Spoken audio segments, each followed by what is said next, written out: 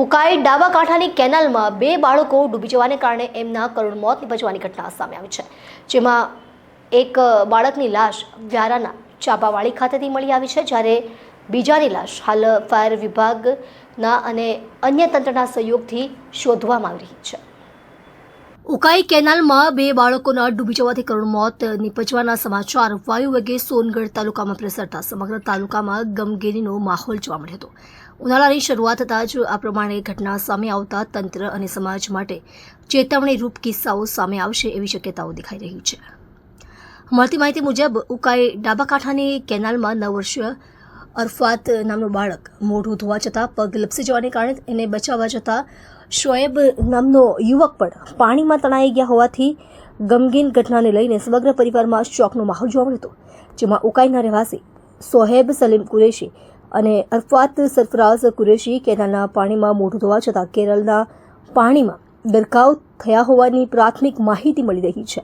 કેનાલમાં ડૂબેલામાંથી સાહેબની ઉંમર 20 વર્ષ, જ્યારે અરફાતની ઉંમર 9 વર્ષની છે। તેમાંથી વ્યારાના ચાપાવાડી પાસેથી હાલ 9 વર્ષીય અરફાતની લાશ મળી આવી હોવાની માહિતી મળી રહી છે, જ્યારે અન્યની લાશની ફાયર જવાનો દ્વારા શોધખોળ ચાલુ છે।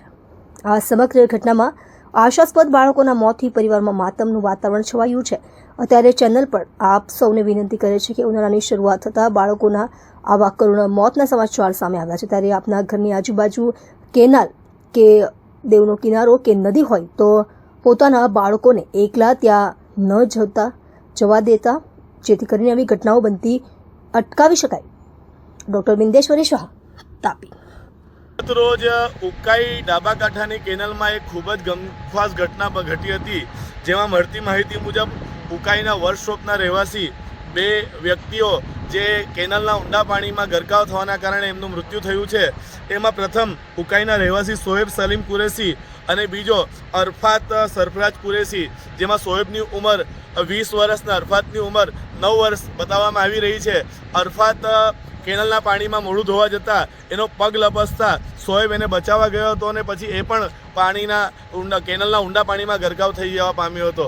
ત્યારે આપ મારી પાછળ અહીં જોઈ શકો છો કે પોલીસ વિભાગની ટીમ, ફાયર વિભાગની ટીમ અને એના પરિવારજનો દ્વારા અત્યારે બંને યુવકોની લાશની શોધખોળ ચાલી રહી છે। અને અમને મળતી અંગત સૂત્રો પાસેથી માહિતી મુજબ જે 9 વર્ષીય અરફાત હતો એની લાશ અત્યારે વ્યારા તાલુકાના ચાપાવાડી નહેર પાસેથી મળી આવવા પામી છે, જ્યારે કે સોએબની લાશ હજુ પણ શોધખોળ કરવામાં આવી રહી છે। આ બે આશાસ્પદ યુવકોના આ રીતે કરુણ મોત નિપજતા સમગ્ર પરિવાર જે છે એમનું એમાં ગમની લાગણી ફેરવાઈ ગઈ છે, જોવા મળી રહી છે। ત્યારે બીજાની લાશ ક્યારે